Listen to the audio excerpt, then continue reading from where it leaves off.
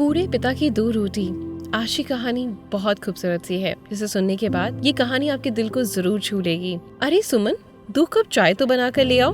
बहुत अच्छी हवा चल रही है, हल्की हल्की धूप भी खिली हुई है। मौसम का आनंद लेते हुए साथ बैठकर चाय पियेंगे, जैसे वर्षों पहले पिया करते थे। अजी चाय तो मैं बना कर ले आऊंगी, लेकिन आज एक साथ चाय पीने का शौक कहाँ से पैदा हो गया। बहुएं सुनेंगी तो क्या बोलेंगी, अपनी उम्र का तो लिहाज करो। अरे श्रीमती जी, शायद आप भूल रहे हैं, आज हमारी शादी की सालगिरह है। इतना तो हक हमारा बनता ही है कि अपनी पत्नी के साथ कुछ समय बिता सके। बूढ़े हो गए हैं तो क्या, आखिर है तो एक दूसरे के जीवन साथी, एक दूसरे के सुख दुख के भागीदार। इतना सुनते ही सुमन देवी के चेहरे पर मुस्कान बिखर आई, लेकिन अगले ही पल छत की चारपाई पर लेटे हुए रामकिशन बाबू का ये स्वप्न बारिश की तेजी से बरसती हुई बूंदों ने तोड़ दिया। एक ही झटके में अपने ख्वाबों की दुनिया से वो बाहर आ गए। बारिश की बूंदों से कहीं चारपाई और उस पर बिछी हुई चादर गीली ना हो जाए, यही सोचकर कपकपाते हाथों से सब कुछ अंदर रखने लगे। लेकिन उन बूढ़ी हड्डियों में अब इतनी जान कहाँ थी।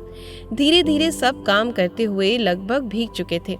सोचने लगे कि 2 ही जोड़े तो कपड़े हैं, मेरे पास एक जो पहना हुआ है वो तो भीग गया, और दूसरा जोड़ा जो रात को सूखने के लिए डाला था वो अभी तक सूखा नहीं। रामकिशन बाबू गीले कपड़े पहने हुए, लाठी की टेक और लड़खड़ाते कदमों के साथ सीढ़ियां उतरकर नीचे आए। उनका शरीर ठंड लगने के कारण कांप रहा था। छोटी बहू रसोई घर में बच्चों के लिए नाश्ता बना रही थी। बहू को आवाज लगाई, बहू 1 कप चाय तो बना दो, बहुत ठंड लग रही है, और मुझे सुमित का एक कुर्ता पजामा दे दो, मेरे कपड़े बारिश में बिल्कुल भीग गए हैं। बाबूजी, अभी इनके लिए नाश्ता बना रही हूँ, थोड़ी देर बाद देती हूँ। थोड़ी देर बाद उनका छोटा बेटा सुमित नाश्ता करके अपने ऑफिस निकल गया। कुर्सी पर बैठकर बाबूजी इंतजार करने लगे कि बहू मेरे लिए कपड़े लेकर बाहर आती ही होगी। बाहर आएगी तो मुझे चाय भी बनाकर देगी। लेकिन सुबह के 10 बज गए। अब तक उनके भीगे हुए कपड़े भी सूख चुके थे, लेकिन बहू कमरे से बाहर नहीं आई। अपने पोते चिंटू के हाथ बहू को चाय बनाने का संदेश भी भिजवाया। फिर चिंटू ने आकर बताया, दादाजी माँ अभी फोन पर बात कर रहे हैं, थोड़ी देर में आकर चाय देंगे। लेकिन देखते ही देखते 1 घंटा और बीत गया। बहू अभी तक फोन पर चिपकी हुई थी, अपनी माँ के साथ बातें करने के चक्कर में।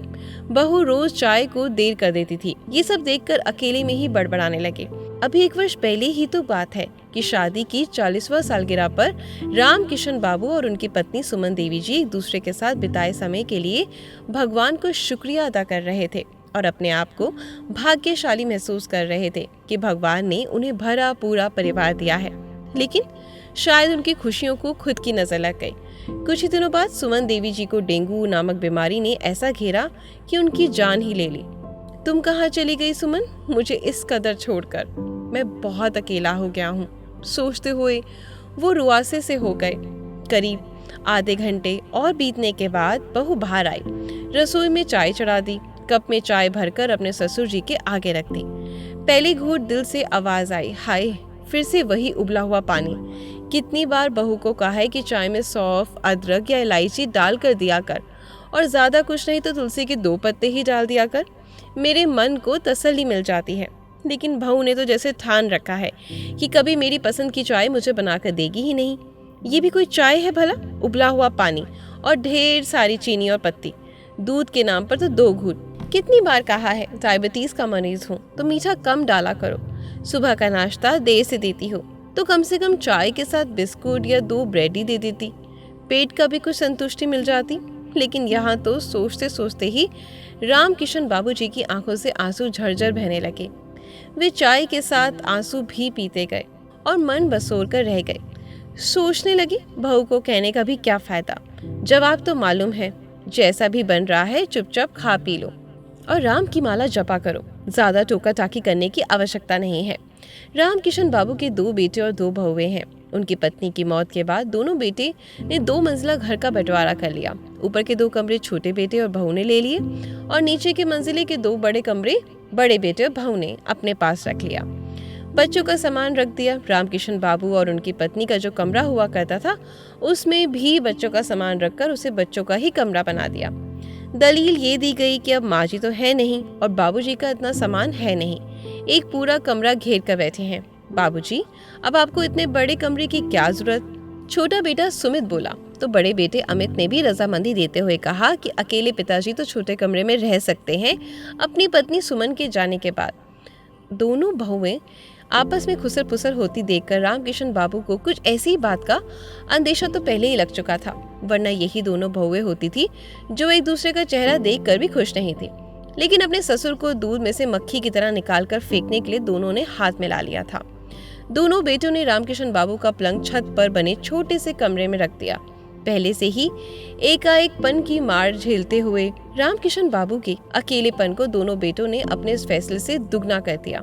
बाबूजी गर्मियों में तो खुली छत पर चारपाई पर ही सो जाते और सर्दियों में जैसे तैसे छोटे कमरे में लगे पलंग पर रात गुजार लेते। वे छोटा सा कमरा और भी छोटा हो जाता जब बहुएं दिवाली की सफाई करने के उपरांत फालतू का सामान वहां पहुंचा देती। उनकी पत्नी को मरे 15 दिन भी नहीं हुए थे कि दोनों बेटे बहुएं अलग अलग रहने लगे और बाबूजी को 2 हिस्सों में बांटकर रख दिया। 2 बहुओं में बाबूजी के 3 वक्त की रोटी कैसे बांटी जाए, इस सवाल का बड़ा ही अनोखा और नायाब हल निकाला गया कि बाबूजी को 2 वक्त की रोटी दी जाएगी। सुबह की चाय और रोटी छोटी बहू के यहाँ से मिलेगी और शाम की चाय और रोटी बड़ी बहू के यहाँ से मिलेगी। छोटी बहू थी कि सुबह का चाय नाश्ता भी उन्हें तरसा तरसा कर देती, क्योंकि रोज सुबह अपनी माँ के साथ 1 घंटा बात करना होता, उसके लिए बहुत ज्यादा जरूरी था। कभी कभी तो रामकिशन बाबू अपना सब्र खो बैठते और गुस्से में कह उठते, बहू मुझे खाना तो समय पे दे दिया करो। तो छोटी बहू 2 टूक जवाब देकर उनका मुंह बंद कर देती। अपने ससुर की उम्र का तो जरा भी परवाह नहीं करती। नाश्ता मिलने के बाद जब तक रात का खाना मिलता तब तक रामकिशन बाबू अधीर हो उठते थे और बड़ी बहू थी 2 रोटी से ज्यादा बनाने में भी उसे तकलीफ होती थी। उसे खाने से उनका पेट ना ही तो भर पाता था और ना ही कुछ और। शाम के समय भूख से तड़पते हुए सोचने लगे कि बहुओं को कुछ कहता हूँ तो उल्टा 4 बातें सुना देती हैं कि अपनी उस उम्र में खाने पर लगाम लगाओ, इतना खाना अच्छी बात नहीं, और फिर आप कोई काम करने थोड़ा ही जाते हो, इतना खाना खाओगे तो पचाना मुश्किल हो जाएगा, और यदि बीमार पड़ गए तो हमसे सेवा तो हो नहीं पाएगी। चलते फिरते ही इस दुनिया से जाइएगा ताकि हमें कोई परेशानी ना हो। हैरानी की बात तो ये थी कि दोनों बहुएं अपने ससुर जी को ये सब बातें उनके बेटों के सामने भी सुना दिया करती, और मजाल है कि पत्नी व्रता बेटे अपनी पत्नियों का विरोध कर दे। अपनी बहुओं के मुंह से ऐसे तीखे बोल सुनकर रामकिशन बाबू भरी आंखों के साथ वापस अपने कमरे को लौट जाते।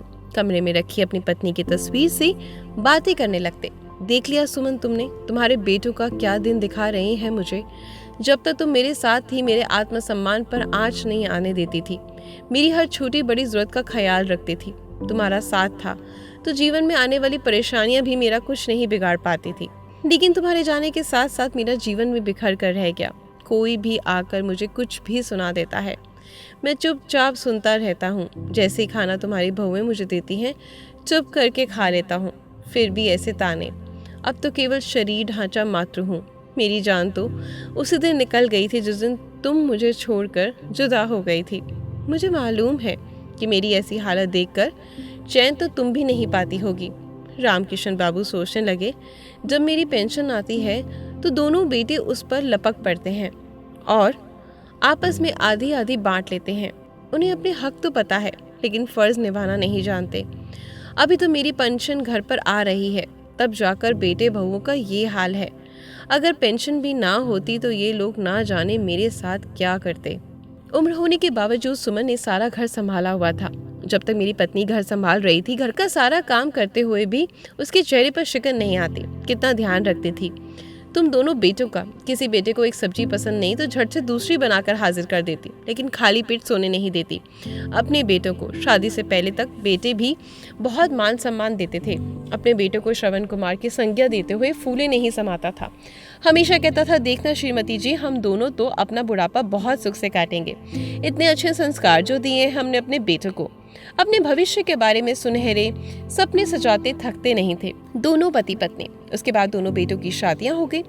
बहुएं थी तो बड़ी तेज तरार, लेकिन अपनी सास का पूरा मान करती थी, या यूं कहें कि इज्जत देने का ढोंग करती थी। पूरा घर जो संभाल रखा था उनकी सासू माँ ने।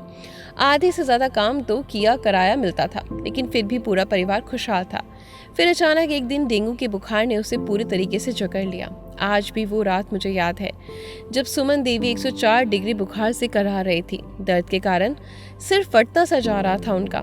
कितना कहा था उन्होंने अपने दोनों बेटों को अपनी माँ के लिए बुखार की दवा ले आओ, लेकिन दोनों बेटों ने यही कहकर टाल दिया कि अभी कोई दुकान खुली नहीं होगी।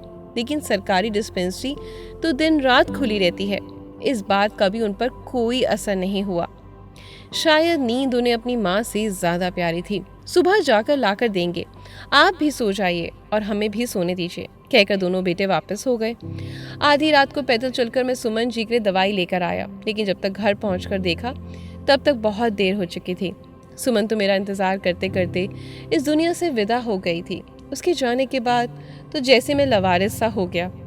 ये लोग इतना भी नहीं सोचते कि जब जी रहा हूँ 2 रोटी तो खाऊंगा ही ना। क्या मेरी वह 2 रोटियां भी इन लोगों को आज भारी लग रही हैं? अपनी पत्नी की तस्वीर के साथ बातें करते करते उनकी कब आंख लग गई पता ही नहीं चला। अपने अकेलेपन को दूर करने के लिए रामकिशन बाबू सुबह और शाम के समय पार्क में जाकर बैठ जाते। वहाँ हम उम्र लोगों के साथ बैठकर उनका थोड़ा दिल बदल जाता। एक दिन वे और उनके दोस्त जब पार्क में बैठे थे तो शर्मा जी बोले, आज बहू गट्टे की सब्जी बना रही है। क्या बताऊं, गट्टे की सब्जी तो इतनी स्वाद बनती है कि दिल नहीं भरता, पेट भले ही भर जाए। शर्मा जी ने जैसे ही गट्टे की सब्जी का जिक्र करा तो रामकिशन बाबू की आंखों में चमक आ गई। गट्टे की सब्जी तो मेरी पत्नी सुमन भी बहुत अच्छी बनाती थी। पत्नी के साथ साथ जिंदगी के सारे स्वाद भी चले गए। अब तो बहुओं को जो बनाने को कहता हूँ, कहते कहते उनकी आंखें आंसुओं से डबडबा गई। फिर एकाएक अपने आंसुओं को अपने दिल में समेटकर बात को संभालने का असफल प्रयास करते हुए कहने लगे, वैसे खाना तो मेरी बहुएं भी बहुत अच्छा बनाती हैं। इस पर शर्मा जी बोले, अरे रामकिशन, आज तू मेरे साथ घर चल, हम एक साथ खाना खाएंगे, बहुत मन कर रहा है। बहुत मना करने पर भी शर्मा जी नहीं माने और जिद करके रामकिशन बाबू को खाना खिलाने के लिए अपने घर पर ले गए। कुछ दिन बीते तो उनकी बड़ी बहू बाबूजी के कमरे में आकर चिल्लाने लगी, बाबूजी, आपने तो हम लोगों की इज्जत की धज्जियां उड़ा रखी हैं। शर्म नहीं आपको ऐसे कांड करते हुए? अपनी नहीं तो कम से कम हमारी और अपने बेटों की इज्जत का ख्याल कर लिया होता। मोहल्ले भर में नाक कटवा कर रखती है आपने तो हमारी। रामकिशन बाबू जो हैरानी से अपनी बहू की बातें सुन रहे थे बोले, लेकिन बहू, मैंने ऐसा क्या कर दिया जो तुम इतना चिल्ला रही हो? अच्छा, बन तो ऐसे रहे जैसे आपको कुछ मालूम ही नहीं। आपने किया क्या है? अभी अभी काम वाली बाई बता कर गई है कि आप शर्मा जी के यहाँ खाना खाते हैं। बड़ी बहू ने कहा तो उसके सुर में सुर मिलाती हुई छोटी बहू भी बोली, क्या हम आपको खाना नहीं देते जो पड़ोसियों के घर में मुंह मारने जाते हो? आप जानते भी हैं कि मैं कितने ऊंचे खानदान से हूँ। अगर मेरे मायके में इस बात की भनक भी पड़ गई तो क्या इज्जत रह जाएगी हमारी? दुनिया क्या सोचेगी कि बेटे बहू मिलकर भी इन्हें 2 समय की रोटी नहीं खिला सकते। दोनों बहुओं की खरी खोटी बातें सुनकर रामकिशन बाबू का कलेजा मुंह को आने लगा। उन्हें स्वयं भी लगने लगा कि शायद उन्होंने बहुत बड़ा गुनाह कर दिया है। अपराध बोध की भावना के कारण वे कुछ बोल नहीं पाए और दुखी दिल के साथ वापस अपने पलंग पर जाकर बैठ गए। फिर अगले ही पल सोचने लगे कि यदि मुझे मेरे अपने घर में भरपेट खाना मिलता तो मैं किसी के घर खाना खाने क्यों जाता भला? यदि मैंने शर्मा जी के घर 1-2 दिन खाना खाया भी तो इस बात का कसूरवार मैं कैसे हो गया?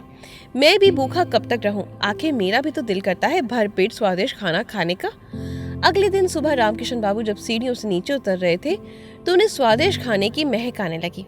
देखा तो दोनों बहुएं रसोई में एक साथ खाना बना रही हैं। एकाएक उन्हें याद आया, आज तो सुमन की बरसी है।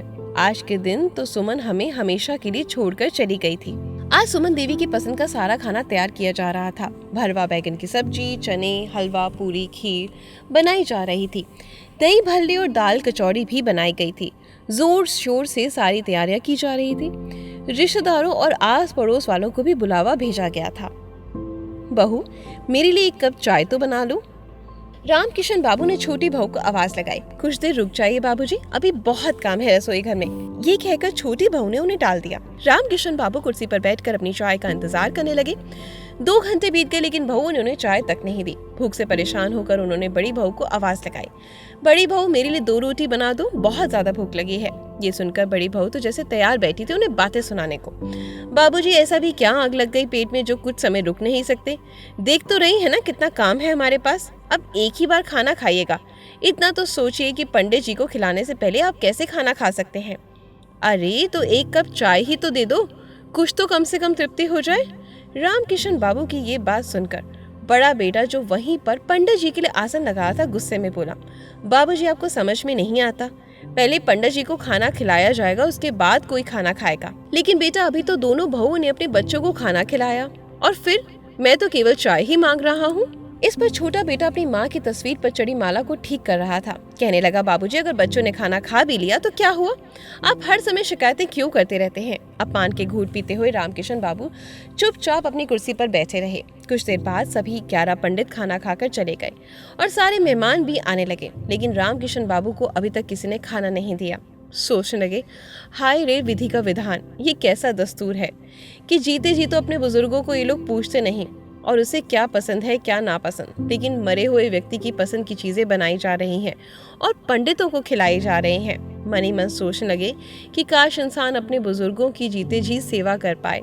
आज उनकी आंखों से आंसू रुक ही नहीं रहे थे।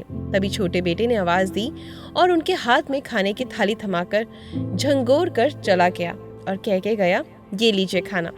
जैसे ही वो भोजन का पहला कौर मुंह में डालने लगे तो बेटे ने उनकी आंखों से आंसू देखे। देखते ही उन्हें कहने लगा, पिताजी यहाँ सभी मेहमान आए हैं, आप यहाँ बैठे, सबके सामने आंसू बहाकर तमाशा मत करिएगा।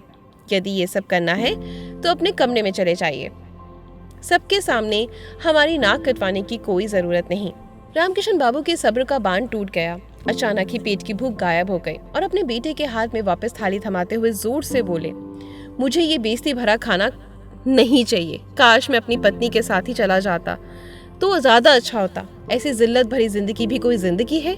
रामकिशन बाबू की बातें सुनकर दोनों बेटे और बहू उन्हें गुस्से से देख रहे थे, लेकिन आज बाबूजी डर कर बैठने वाले नहीं थे।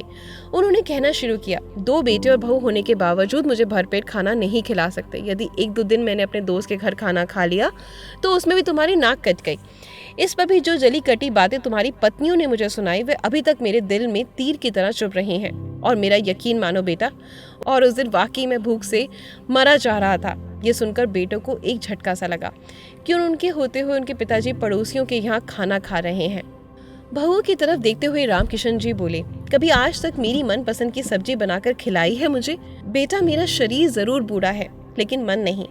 आज भी खाने पीने को तरसता हूँ। मैं तुम अपने बच्चों की इच्छाएं तो पूरा करना जानते हो, उनके पसंद का खाना उन्हें खिलाना जानते हो, लेकिन मेरी इच्छाओं का क्या?